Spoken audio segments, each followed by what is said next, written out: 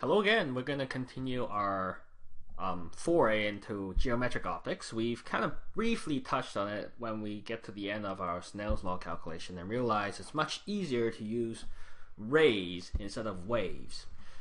So we're going to continue our discussion today with talking about light wave versus light ray, and then talking about how these rays form different images and using lenses to make these images, and deriving ultimately the paraxial ray approximation and the thin lens equation, ending up with learning how to draw ray diagrams for lenses. So this is where we left off last time with Huygens principle. Through transmission into a different medium, we typically draw these wave fronts as it comes across.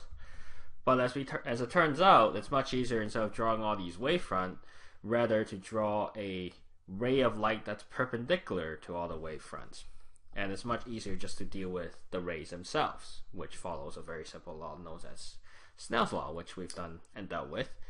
So this also works for all other kinds of light waves. And in cases where interference doesn't matter, the light ray is a much easier representation to think about. And there lies the whole field of geometric optics, where we don't think about the light as a wave, but more as a ray, more like a laser beam that goes in a straight line and reflects and refracts according to Snell's law. So this also works for spherical sources. So if you have, say, a candle on a cake here, it's more or less a spherical source, and it emits spherical wavefronts like that. Now, good thing to point out here, most diffuse reflectors, so not like a mirror or not like the surface of a piece of metal or something, it doesn't look shiny. If it's a white piece of paper, what you're seeing is a whole bunch of random atoms on it that scatters light in a spherical manner. So that's why you see a piece of paper, it's white no matter which way you turn it. So the spherical wavefront is useful, and instead of drawing these spherical wavefronts all the time, we can just draw all these rays emanating from the light source, of course perpendicular to each wavefront as you go across. Now some of these rays get intercepted by an eye. Ouch, that looks kind of weird. So so let's just look at the two outside beams sort of thing, and that gets interpreted as an image or an object that's back here, because our eyes see these two beams of light are diverging as such. Following it back, it finds out where the image actually is. However, the eye's not that smart. All it can see is the part that's right in front of it, and then it uses that to extrapolate and traces back to where the object tends to be. But we can manipulate these light rays so that maybe the object isn't necessarily where this is. Say if we have a mirror, very simply, the light that comes out from the light source, it's bent by the mirror, it's reflected off the mirror to our eyes, but our eye still thinks and traces back, because all it sees is the stuff back here. It still sees an image back here, still thinks the object is there, but it's not. So we give these things different names. We call the physical thing you can touch, that's the object. It emits some light rays, which then gets transformed, manipulated with various optical components, which we'll talk about, and it enters our eyes.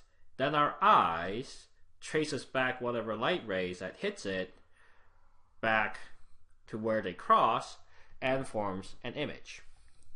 And that's where it thinks the object is. That's called an image. It doesn't, if you put your hand there, you'll realize that there is no kick. And another way to manipulate light rays is through refraction. Here I have a transparent piece of glass. Inside I've embedded a cake in there. I could use water instead, but that'd make a pretty soggy cake.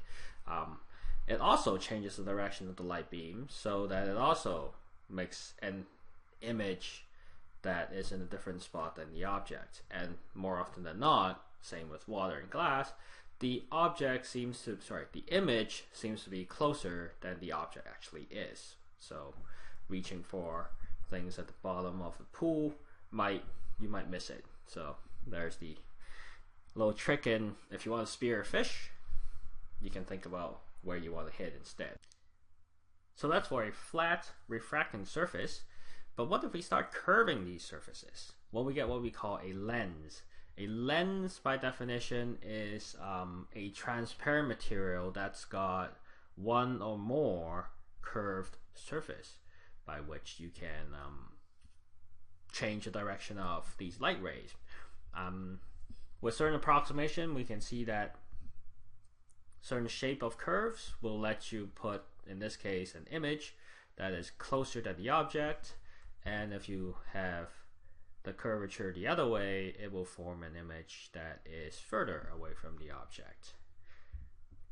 What's more interesting is sometimes if you bend the light rays enough, they cross over each other, resulting in an image that's upside down from the object.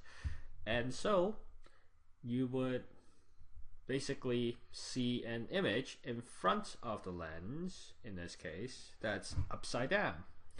And if you try and reach for it, there won't be anything there. You would think it's there, but it's not. So that's why these point that we call images, where all the light from an object converges again, it's so interesting to us because our eyes, all they do is they trace back these light rays and find out where this point is, and then they say, oh, there must be, that thing I see must be there.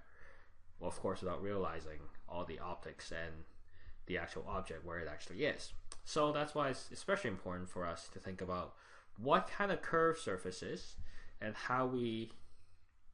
and the spacing and the direction in order to form these points where the light converges into images.